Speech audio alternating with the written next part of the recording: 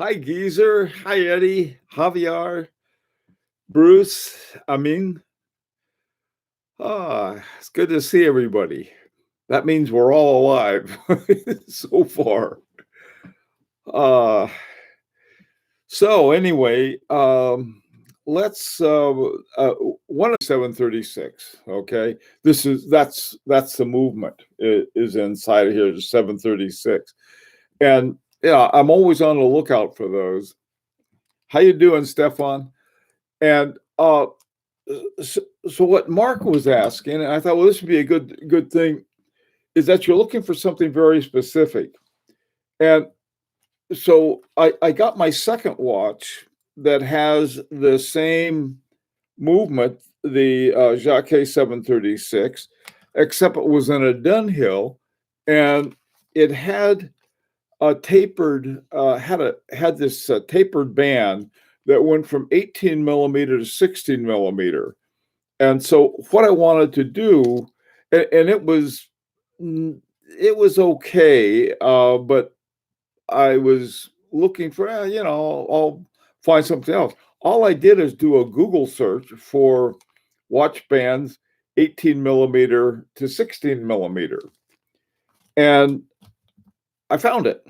Okay. It was like, this is the one that I got, and it's nice and shiny and new. And if I ever want to sell the watch, what I could do is I could just take off my band I've been using and put back on the original, because people usually like the original. Something else too that's important. Uh, when my wife decided that she wanted the watch, I thought, well, I'll get her a band that that she might like better. So I went looking for the 18 millimeter tapering down to 16 millimeters, and I found this red one. Now here, I don't know if you can see them or not, but they're gold spring bars, and the watch is gold, and it came with gold spring bars. And so I didn't want to use non-gold ones, because steel is harder than gold, and sometimes the steel can gouge a little hole a little too big in the lugs, and then it doesn't hold as well. And so I want to be really careful, so that when I did this, I take spring bars out of the original and put it in whatever I was replacing it with. Well, now the next thing that happened, which is just a band story. Um, the I thought, well, I want to get a really nice band. This one was simply a leather band with a gator pattern on it, and I wanted to get one of those really nice shiny bands with the a gator bands. Okay, and they had them, but they're like two, three, $400 for those stupid bands. And so, again, you have sort of like it's like having a wanted poster in your head, and you're always sort of looking for something. Yeah, you're going along doing this and doing that, and you can run across something, but the trick is to have it in your head. Well, I found this green one, and it was a again, finding one with the 18 that tapered to 16. Well, the good thing about having an odd size strap is that sometimes they can't sell them. Okay, I mean, they have they'll have exactly what you need, and there's usually a $300 or $400 band. And I think I got it for, they had a big discount sale on it for a lot less than that. And so I got this one for it. Now, one of the sort of the odd downsides of it was that it was a newer one with these quick release. The good thing about the quick release bands, they always have a rounded end to them. They seem like when you put the spring bars in, the tips of the spring bars, rather than being a little squared, they're always nice and rounded. And so I wasn't as worried about it hurting the gold case. that this is in. And so that was how I got it. But I guess the topic that I wanted to really talk with you guys about is finding stuff, is how you go about finding it.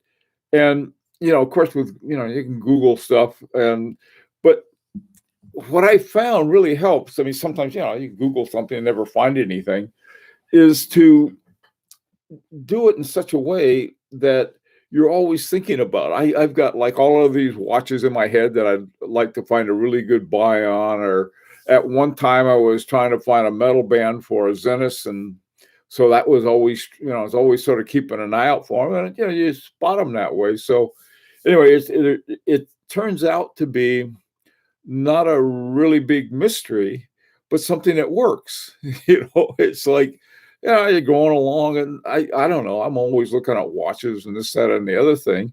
And sometimes, you got something a little more specific. Oh, hey, oh boy, hey, Randy, how you doing? Mark, there you are, Mark. This was all for you, Mark, how I got those bands. Maynardland, Japan, how are you? Junior, hi, Watch Abbott. And I want to make sure, GMT Master, how you doing?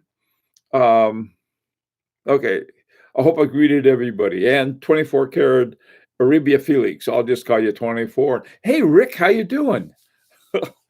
This. Okay, so that was one of the things, finding stuff.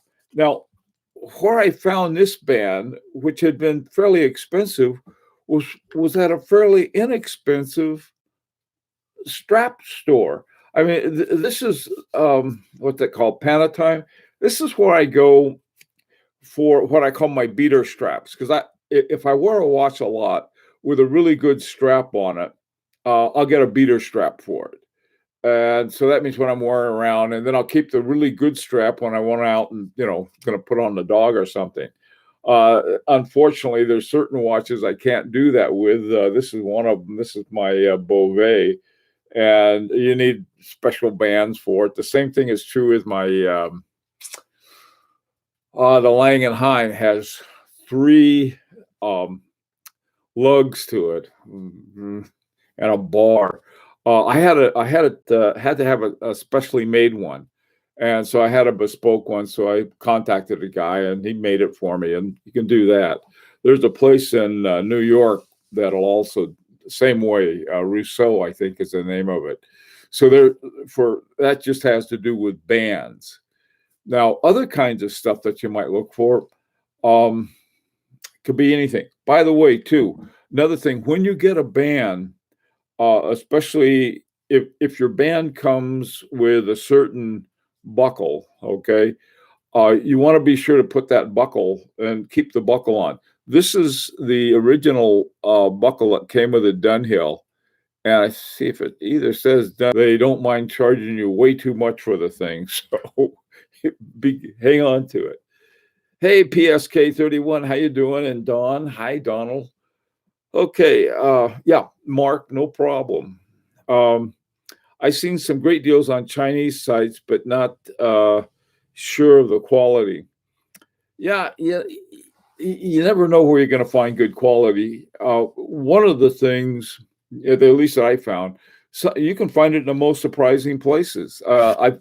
Like I said, this is my go-to site. And what I usually do if I want to get a beater band for a watch I like to wear, and instead of wearing out a really expensive band, I'll just get a leather band with a gator pattern to it. And, it's about between 20 and 40 bucks. It doesn't cost a lot. And so I can wear it all the time and bang it up and so forth.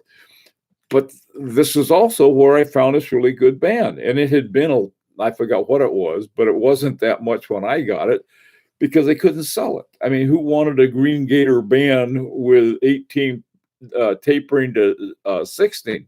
Nobody. So the good and bad thing about an odd size anything for a watch, the bad part about it is sometimes they're hard to find. But on the other hand, if you find them a lot of times, they're really discounted because they are an odd size. And so anyway, that can happen. Randy, where can I get one of those Chinese regulators like yours? You know what happened, Randy? It's Perpetual Regulators is the name, or Perpetual is the name of the company, and you can Google Perpetual Regulators and they'll come up. They're located in Hong Kong, and they they kept. I think that they're working on their fourth um, production of this particular watch. I got lucky. I got it on the first production, and after that, 200 bucks. And it has a genuine Siegel movement that was made specifically for regulators. So if you go there, there may be a waiting list or something or other uh, for the regulator, and the price has gone up 20 bucks. They're 220 now instead of 200. I guess the guys, once people found out about them, what a good deal it was, and it was a good watch, they sold out, and so they kept putting them back into production again. Well, now everything is all screwed up because of the pandemic, and but check it out, and I think you can find it, Randy. Hey, Forbin, how you doing? Can you get gator bands in Florida? There are so many alligators there. Golfers too close to the water hazard get dragged to their death by gators. I I I hope not. Well, we're an unsightly all the while. I mean, I thought gators had better taste than what duffers wear.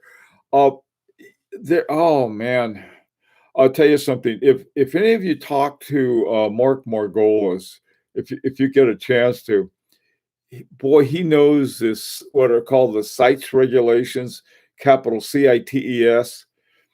Any gator band has to have a CITES certificate with it. Otherwise, they don't ship it. And that has got to be the most screwed up system I've ever seen. Not that it's a bad thing, because it also keeps people from killing all the elephants and grabbing their ivory, or it helps to cut down on that. And also for almost extinct crocodiles and things like that. The only legal alligator bands are ones that come from an alligator farm, like a sheep farm or any other farm. You have an alligator farm, and the alligators are raised for their hides. And so I'm sure they have them in Florida and perhaps Louisiana. We don't have any gators up here. New England, a New England gator, if someone tries to sell you one, maybe putting something over on you. So you have those are okay. Now, the only time they check it is when they cross a border. And so if you get one from overseas, what a lot of people were doing, I won't mention any names, they were saying, well, send me the watch and then just ship the gator band separately. And that's what happens. And so it goes through customs, not a problem. And it goes, okay. I like both. Okay. I for on and off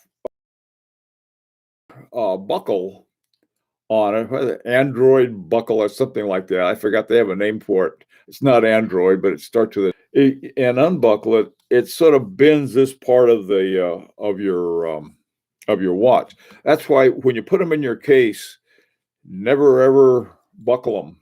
Okay. Unless they're deploying, they're okay. But these other ones, leave them unbuckled when you put them in your case.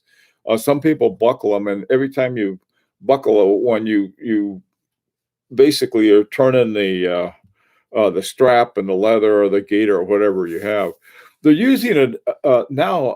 A lot of companies are using different kinds. They're not using gaiter bands like they used to. If you order a band, they'll say that they're all leather, just because CITES could have been handled, I think, better, but they're not. All they'd have to do is put a chip in there, and that'd be it. And if it came through the scanner, if it's not a CITES, then they'd stop it. But right now, there are too many ways to get around it. Okay, let's see what's going on here. The stream is quite choppy for me as well. Okay, what stream is that? with the swords. Whoa. Hey, Clyde, how you doing? What is going on here? Um, Playing on the grenade Aquanauts. Grenade Aquanauts. Oh yeah, they look like a hand grenade. You know, the ones that look like a hand grenade to me are those grams. It looks like you squeeze them and throw the pin and throw the watch. Hey, Captain Zed, how you doing? The picture is very. Oh no, I'm getting a pixelated picture. That means that's the internet. I'm sorry about that. How about the sound? Does the sound okay? I'm liking ostrich leg instead of gator. Looks about the same but cheaper. Yeah, Randy, that's pay your internet bill. Is okay. Sorry about that. Um, I got everything else turned off so that it doesn't pixelate like that. Okay, buffering. I don't know. I even until today, everything's been working great. And I don't know. It's like watching Japanese porn. I don't, I don't watch Japanese porn. I don't know. It's pixelated. Okay, the sound's good, but the video's not doing too well. Your opinion on a JLC geophysics? Oh, Tim, I love those. Well, the one in particular, I really like the True Seconds because it has a remontoire that regulates the jumping seconds on it. Love that. Um, any of you following my one watch per day post? Um, I am. Yeah, Rick has been having one watch every day, and it's sort of fun to see him as he goes through them. I don't know how long is it going to take, a month or something. By the way, I saw something today. I don't know when it came out, but Tim Mosso interviewed Richard Tevan, and it was a great interview. It was the first time I haven't seen Tim with his glasses on his head, but right behind him, they were hanging his dark glasses. They were on a frame or something. But that is really a very good interview. And any of you who know Richard, he's a real watch guy. He loves them. I read the last time I saw Richard was a few weeks ago when I was in New York interviewing Mayon. That was fun. Hey Sam, how you doing? Hey Mark, do you mind sharing who won the quarantine test? Oh, the quarantine wrist shot one. I'll tell you guys later who won. I'll send you an email. I'll send you a watch too. Okay. Uh, Tim was afraid the foreigner would steal the glasses. Let's see. Please explain the value of jumping seconds. It's like buying high horology to replicate a $1 quartz movement. Yeah, that's exactly what it is. Uh, Forbin, it makes about as much sense as paying what we do for a mechanical watch when you can get a more accurate one for $10, or a buck, whatever. It has that particular one has a remontoire in it, and that's why I like it. What happens? It has two um, hairsprings. One is the regular one for keeping the time, and the other one is for rewinding. It rewinds every second, and then kicks the second hand around. It's just sort of a cool thing. The Jada Lecoultre 2 seconds. The dial on it is about as exciting as a classroom clock. It does. It's just sort of a plain one with indexes and no numbers. I don't think, and but it has jumping hours and jumping seconds. Uh, as a mechanical thing, okay, not as a anything that nobody doesn't know about. It's an older one. I used to call them doctor watches because they take the pulse and like that with the other one. Uh, yeah, the Richard Tevan. That was Rick. That's the one I was talking about. It was really a neat video. I really enjoyed that. I tell you, it seemed like both Rick and Tim were having fun.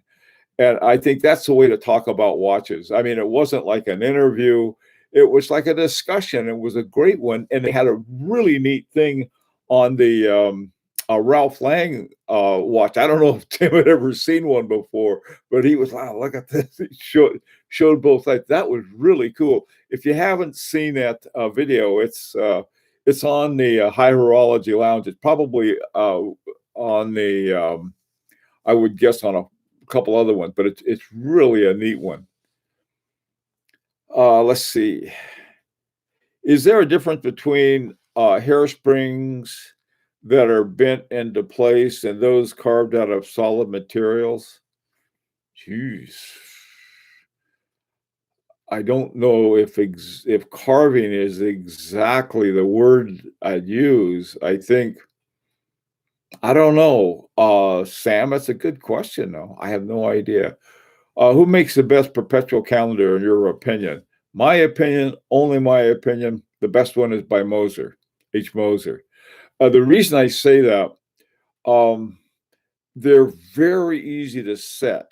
Now, to me, it would be a nightmare if if you're, every time my watch stops, and most of them are hand wound, so they do that, I've got to reset just the day of the month. But on a perpetual calendar, you've got to have it where at the right place so that it picks up leap years and everything else. And the perpetual calendar on the H. Moser does that very efficiently. So that's why it's my favorite perpetual calendar.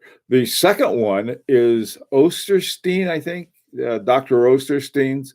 He used 9 parts and he made a perpetual calendar. That just blows my mind. And it's that funky looking watch with the holes and stuff on it. Really, once you get used to it, it's really cool, but it probably takes a while. Have you considered being a jerk to local teenagers so the house would get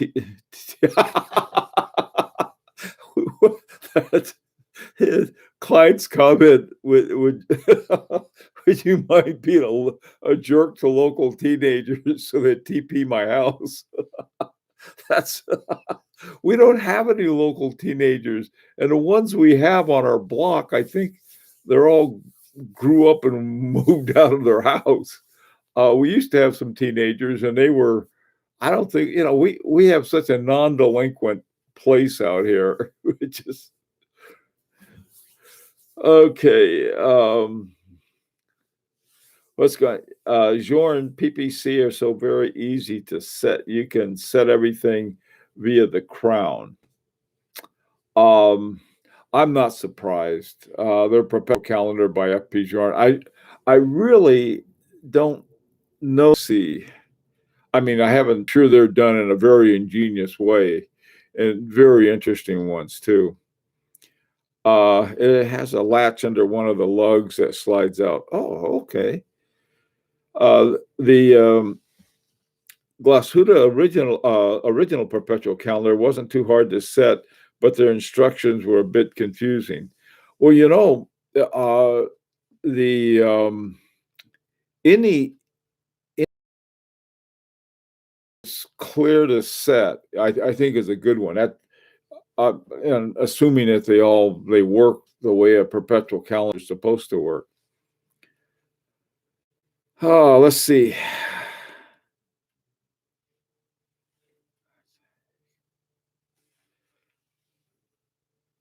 Okay.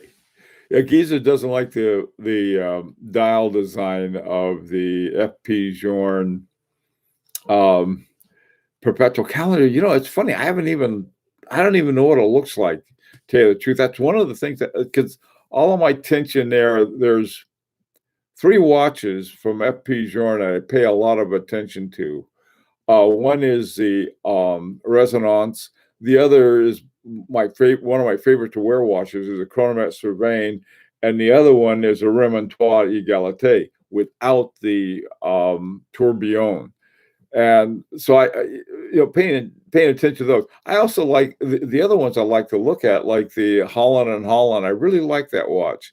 All it is a Chronomat Cervane made of gunmetal. Apparently, FP Journe has a huge collection of wristwatches made with gunmetal. And so he just said, well, he's going to have one with gunmetal. So he gets a hold of Holland and Holland. I think he bought 2 barrels from him and then melted them down. And he made these watches with them, charged a fortune for them. And I guess, I don't know, I think they look great. But they don't have a small second, and they don't have a power reserve indicator. I don't miss the small seconds, but I sure like that power reserve indicator. Okay, what's up? Let's see. Hopefully it'll crash in the next 3 to 4 hours. Okay.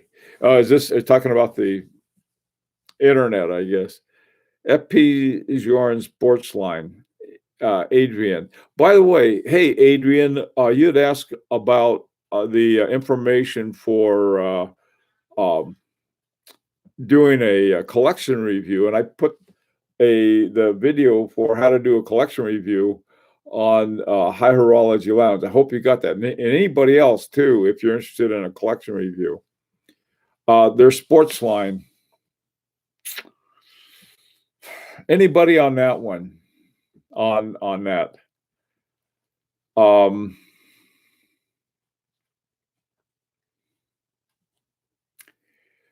Hey, flippin' Zippo, what are you doing? YouTube being real glitchy today. Sorry about that. I really am. I try to turn all of the other ones off when we're having this. Well, listen, guys, our time is about up, but we'll be doing this every day, twice a day. I hope tomorrow morning and tomorrow afternoon, we're not getting this goofy internet. I like to say, well, it's because it's a weekend, but does anybody have a real weekend anymore? I don't think we have weekends. A collection review, but I don't think you'd be too pleased with my collection. Watch habit. The thing about a watch collection isn't how expensive it is, but it's how well selected it is, no matter what the cost, or something interesting about it. I found a lot of interesting watches that are very affordable. So, okay. All right, guys. Well, listen, everybody stay safe. And sorry about the internet, but that's the way it goes. Take care.